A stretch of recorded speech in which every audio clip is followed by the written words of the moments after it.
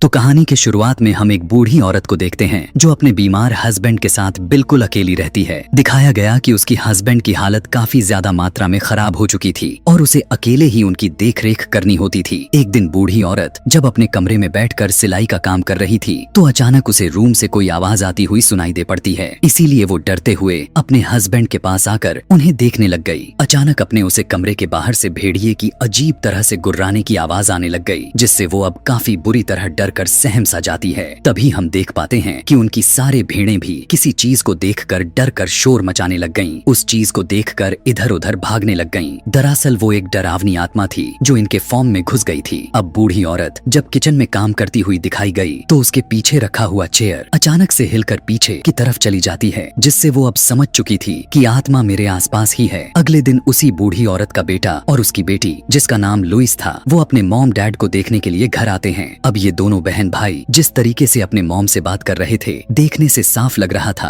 कि जैसे दोनों बच्चों की अपने ही माँ से नहीं बनती, यानी उनके बीच कोई अंडरस्टैंडिंग नहीं है। वो बूढ़ी औरत अपने दोनों बच्चों को अपने घर से फौरन निकल जाने को कहती हैं, मगर वो उन्हें यह नहीं बताती कि उनकी घर में एक बुरी आत्मा मौजूद है जो पिछले काफी सालों से यहाँ पर रह रही है। रात को दोनों बहन भाई घर के बाहर बैठकर बातें कर रहे थे। उनका मानना था कि सारा दिन डैड का ख्याल रखते रखते मॉम थक जाती होंगी। उन दोनों को यहाँ पर इस बात का भी एहसास हुआ कि हम अपने जिंदगियों में इतने बिजी रहे कि कभी अपने ही मॉम डैड पर हम ध्यान ही नहीं दे पाए। यह बात हम भूल गए थे कि उन्हें हमारी प्यार की जरूरत भी है। रात में लुइस जब डोर लॉक्ड करके अंदर आई तब दरवाजा अपने ही आप ही खुल जाता है। उसे यह देखकर थोड़ा अजीब लगा कि यह कैसे खुल गया। वहाँ पर वही शैतानी आत्मा खड़ा हुआ था जिसे सिर्फ और सिर्फ उसकी मॉम ही थी जो उसे देख पा रही थी। खाना खाते हुए उनके मॉम लुइस का भाई, जिसका नाम माइकल था, उसे बताने लग गयी कि इस घर में कुछ भी ठीक नहीं है। बहुत ही डरावनी चीज यहाँ पर रहती है, इसीलिए तुम दोनों इस घर छोड़कर यहाँ से चले जाना चाहिए। लेकिन वो अपनी मॉम के बातों को इग्नोर करते हुए खाना खाकर अपने रूम में आ जाता है। किचन में जब उनकी मॉम काम कर रही थी तो एक चेयर दोबारा से साइडर पर हट जाती है, जिससे उसकी मॉम एक बार फिर घबराकर रोने लग गईं। इस चीज से अब वो तंग हो चुकी थीं, इसीलिए अपने हाथ में पकड़े चाकू वो बड़ी बेदर्दी से अपनी उंगलियों को सब्जियों की तरह काटने लग गई। अगली सुबह जब लुइस और माइकल फॉर्म में गए तो यह देखकर शॉक्ड में आ जाते हैं कि उनकी मॉम खुद की जाने ले ली हैं। यह देखने के बाद दोनों बहुत ही दुखी हो जाते हैं। उन्होंने अपनी मॉम की लाश को वहाँ से नीचे उतारा, जिसे पुलिस लेने के लिए पहुंच चुकी थी, और दोनों बहन भाई गहरे सदमे में चले गए थे और वो दोनों अपने डैड के पास जाकर चुपचाप बैठे रहते हैं। इसी बीच हम उनके पड़ोसी को देख पाते हैं, जिन्हें भी उनकी माँ की ऐसी दर्दनाक मौत का बहुत ही अफसोस हो रहा था, क्योंकि उनकी मॉम और यह पड़ोसी काफी अच्छे दोस्त हुआ करते थे। इनके घर में अब एक नर्स आई हुई थी जिनके डैड की देखभाल करती रहती थी। वो दोनों को बताती है कि आप लोगों की मॉम अकेले में ही कुछ बोलती रहती थी। ऐसा लगता था जैसे कि किसी से वो बात कर रही हो। यह सुनकर लुइस सोचने लग गई कि ना जाने हमारे मॉम डैड पर कितना मुश्किल गुजरा हुआ होगा। उसे पछतावा होता है कि उनकी मुश्किल टाइम पर हमने उन्हें अकेला छोड़ा, और इसी बात के चलते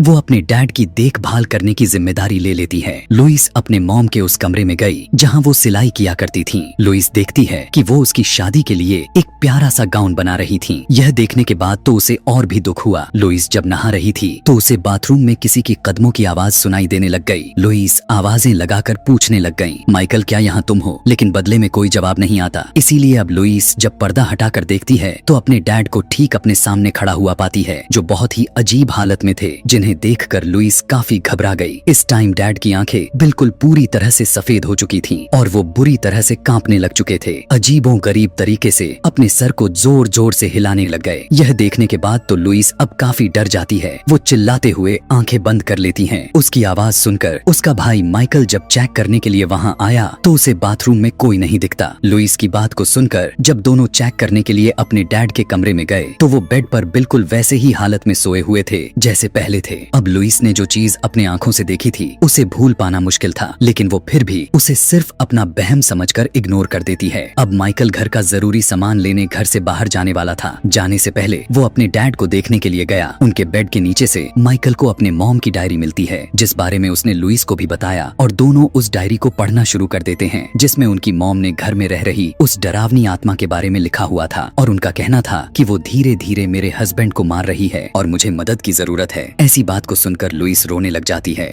उस डायरी में जो जो चीजें लिखी हुई थीं, उन चीजों को दोनों बहन भाई घर में होने वाले हादसों के साथ मिलाने लग जाते हैं, मगर दोनों को किसी भी तरह से यह समझ में नहीं आता कि आखिर उनकी मॉम ने अचानक खुद की जाने क्यों ले ली। यही वजह ढूंढने के लिए वो दोबारा से उस डायरी को पढ़ना शुरू कर देते हैं, जहाँ उनकी मॉम ने लिखा हुआ था कि मुझे उस आत्मा की आवाज सुनाई देती है और मैं उसकी मौजूदगी को महसूस भी कर रही हूँ। वो न सिर्फ मेरे हस्बैंड को ही बल्कि मुझे भी मारने पर लगा हुआ है। अब ये दोनों उस डॉक्टर के पास पहुंच गए जो इनकी मॉम की लाश को मेडिकली चेक कर रहा था। वो उन्हें एक क्रॉस देते हुए कहने लगा कि मुझे ये आपकी मॉम के जेब से मिला है, जो सुनकर उन दोनों भाई बहन को काफी अजीब लगा था, क्योंकि उनकी मॉम कभी भी इन चीजों में नहीं रहती थी। इसके बाद अब दोनों बहन भाई घर आ जाते हैं, लेकिन उनकी बेचैनी बढ़ती चली जा रही थी। रात को लुइस जब अपने डैड की देखरेख करने में लगी हुई है तो उसके डैड अचानक से खांसने लग गए। देखते ही देखते उनके मुंह से एक मकड़ी निकलकर बाहर आती है। घबराते हुए लुइस उसे पकड़ने की कोशिश करने लग गई कि तभी यहाँ माइकल आ गया। वो पूछने लगा सब ठीक तो है? तब लुइस इस बात को छुपाते हुए कहती है कि हाँ सब ठीक है। जब माइकल अपने रूम में सोने के लिए आया, जो कोई उसके रूम के लाइट को ऑन एंड ऑफ करने में लग जाता है। आखिर ऐसा कौन कर रहा था? यही चेक करने के लिए माइकल विंडो से बाहर देखने जाता है, जहाँ वो एक बहुत ही अजीब नजारे को देखकर दंग रह गया कि उसकी मॉम हवा में उड़ रही हैं और वो माइकल की तरफ देखकर बहुत ही अजीब तरह से मुस्कुरा रही हैं। तभी अचानक से माइकल के कमरे की लाइट बुझ जाती है और उसे अपने रूम के अंदर से अपनी मॉम की आवाज आने लग गई। उसने जब दोबारा से बाहर देखा तो मॉम नहीं थी। कमरे में उसे मॉम के होने के एहसास हुआ, जो उस हालत में थी जैसे वो फांसी लगाकर लटकी हों। और अब जब माइकल ने लाइट जलाकर देखा तो वहाँ पर कोई भी नहीं था। दूसरे दिन लुइस जब बाथरूम में गई तो मिरर में खुद को देखकर वो काफी चौंक जाती है, क्योंकि किसी ने उसके चेहरे पर लिपस्टिक से निशान बनाए हुए थे। वो घबराते हुए मुंह को साफ करके अपने डैड को चेक करने के लिए गई तो उसे उनके पास से लिपस्टिक मिलती है। यह देखकर अब तो वो काफी हैरान हो गई। उसे कुछ भी समझ में नहीं आ रहा था कि यहाँ पर ऐसा क्यों होता जा रहा है कि तभी उसी टाइम पर घर के टेलीफोन पर किसी की कॉल आया। लुइस ने जब फोन रिसीव की तो वो एक रिकॉर्डिंग सुन पाती है जिसमें बताया जा रहा था कि घर की टेलीफोन लाइन को कट कर दिए जाएंगे। यह सुनने के बाद जब उसने कॉल को कट करके रखा तो उसी टाइम पर एक और कॉल आती है। इस बार जब लुइस ने कॉल उठाई तो वो अपनी मॉम की आवाज सुनती है, जो वो उन्हें इस घर को छोड़ जाने को कहती हैं। माइकल जब बाहर से वापस आया तो घर के बाहर चर्च के फादर को देख पाता है, जो लुइस और माइकल के बारे में पहले से ही जानते थे। वो उन दोनों को बताते हैं कि तुम्हारी मॉम अक्सर मुझसे मिलने आया करती थी, जिस वजह से मैं तुम दोनों को अच्छे से जानता हूँ। वो उन्हें अपना नंबर देते हुए यह कहते हैं कि अगर किसी भी तरह की मदद की जरूरत हो तो मुझसे बात कर लेना। यह सुनते हुए दोनों सोचने लग गए कि शायद शैतानी आत्मा से जुड़ी बातें फादर ने ही मॉम के दिमाग में डाली हों। इसीलिए माइकल उन्हें यहाँ अपने घर से फौरन जाने को कहता है। उनके जाने के बाद माइकल अपने वाइफ और बच्चों को कॉल लगाया और कहने लगा कि मैं तुम लोगों को बहुत मिस कर रहा हूँ और तुम्हारे पास आना चाहता हूँ। अब लुइस जब फॉर्म में जाकर अपने मॉम की डायरी पढ़ने लगी तो उसे कुछ टूटने की आवाज आती है। लुइस को लगा कि शायद माइकल ने कुछ तोड़ दिया होगा। उसने जब मुड़कर देखा तो वहाँ पर कोई भी नहीं था, लेकिन इसी बीच हम उसके पीछे दीवार पर शैतानी परछाई को नोटिस कर पाते हैं। अब लुइस को लगने लगता है कि जैसे उसकी मॉम की आत्मा वाली बात सच है। इसी बारे में वो माइकल से कहती है। तब उसका भी यही कहना था कि अब मुझे भी इस बात पर यकीन होने लगा है, और लुइस को उस रात के बारे में बताने लगा जब उसने अपने मॉम को हवा में उड़ते हुए देखा था। कुछ टाइम के बाद जब दोनों घर के अंदर आए तो उन्हें बाहर किसी के मौजूदगी का एहसास होने लगा। उसी टाइम पर उन्हें कोई चीज खुरचने की आवाज भी आती हुई सुनाई देने लग गई। उन्होंने जब बाहर देखा तो वहाँ पर चर्च के फादर थे, लेकिन इस बार उनकी आंखें पूरी तरह से सफेद हो गई थीं। इससे दोनों अब समझ चुके थे कि ये फादर नहीं बल्कि कोई बुरी आत्मा है। इसने फादर को देखा तो उसका रूप ले रखा है, क्योंकि वो अगर किसी को भी देख लेती है तो उसका भेस बदल लेती है। अब इनका पड़ोसी लुइस माइकल बात करने के लिए कॉल करता है। लुइस ने कॉल उठाई तो थी, पर वो कट चुकी थी। तभी हम देखते हैं कि वो शैतानी आत्मा अब पड़ोसी पर हमला करने वाली है, क्योंकि वो इनकी मदद जो करने की कोशिश कर रहा था, शैतानी आत्मा लुइस के रूप में पड़ोसी के घर में घुस जाती है और उसके सामने ही चाकू से अपने शरीर और चेहरे पर बहुत ही बुरे तरीके से कट्स लगाने लग जाती है। उसे देखते ही पड़ोसी भी समझ चुका था कि ये असली लुइस नहीं है। अचानक से आत्मा पड़ोसी के पास आकर उसके कान में कुछ कहने लग गई, जिसके अगले ही पल पड़ोसी अपने आप को शूट करके अपनी ही जान ले लेता है। यानी इसी तरह ये आत्मा किसी भी इंसान को बस में करके अपनी जान लेने पर मजबूर कर देता है, जैसे पहले उसने लुइस के मॉम के साथ किया और अब पड़ोसी के साथ इतनी दर्दनाक मौत दिया।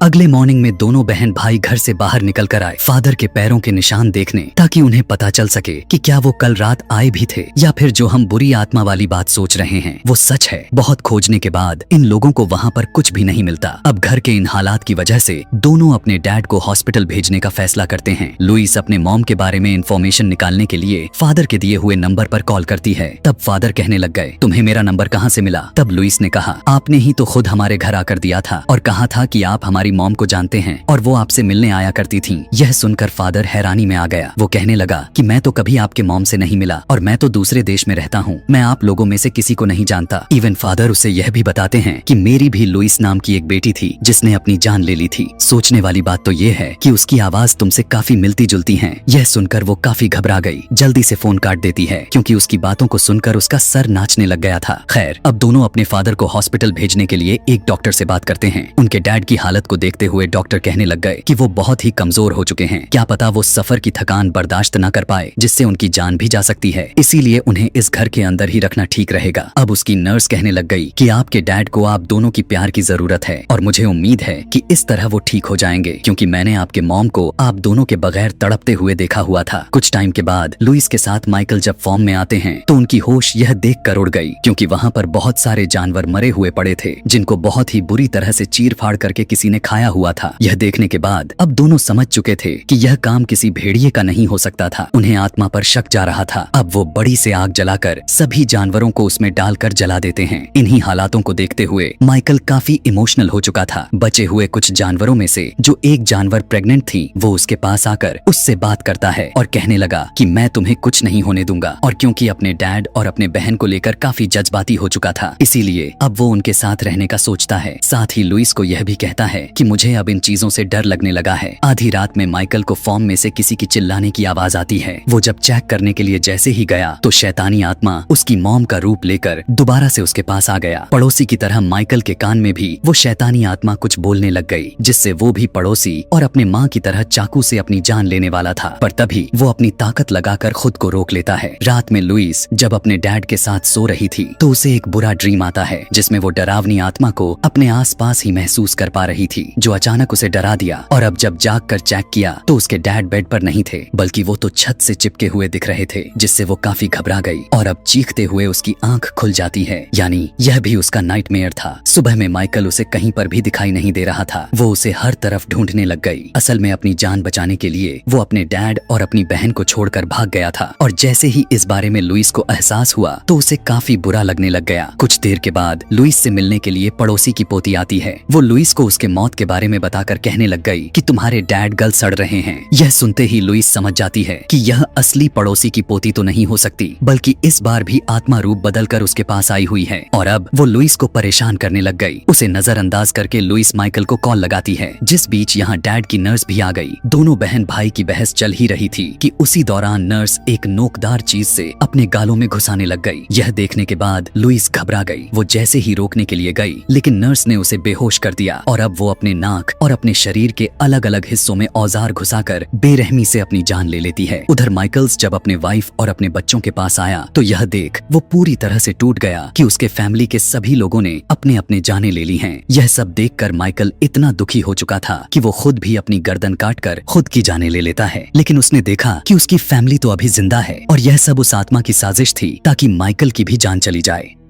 इधर लुइस जब अपने डैड के पास थी तो फिर से उसके डैड को जोर जोर से खांसी आने लगती है। इसी बीच घर में माइकल की आवाज आती है। साथ ही साथ उसकी डैड की तबीयत काफी खराब होने लग चुकी थी। यह देखकर लुइस काफी घबरा गई। डैड को बचाने की कोशिश करती हैं, लेकिन वो काफी जोर से खांसते हुए अपना दम तोड़ देते हैं। इस बात को लेकर दुखी में जब लुइस रो रही थी तो उसे घर के अंदर से अपनी मॉम की आवाज आती है उन्हें देखने के लिए। जैसे ही उसने पीछे मुड़कर देखा तो वो आत्मा डैड के अंदर से निकलकर लुइस को भी मार देती है। यानी अब पूरी की पूरी फैमिली मौत के घाट उतर चुकी थी। और इसके पीछे की वजह यह था कि उनकी अपनी मॉम ने अपने किसी काम को पूरा करने के लिए उन सब की आत्माएं शैतान को सौंपने का सौदा किया हुआ था। इसीलिए आत्मा उनके डैड के अंदर रहकर उनके घर में बस गया और उसने फिर इस पूरे फैमिली को खत्म कर दिया। जो जो इनके रास्ते में आए उसने उनको भी मौत के घाट उतार दिया। और इसी के साथ यह कहानी भी यहीं पर खत्म हो जाती है। आगे ऐसे ही और भी मूवी एक्सप्लेनेशन वीडियोस देखने के लिए कमेंट में नेक्स्ट लिखना ना भूलें। Thanks for watching.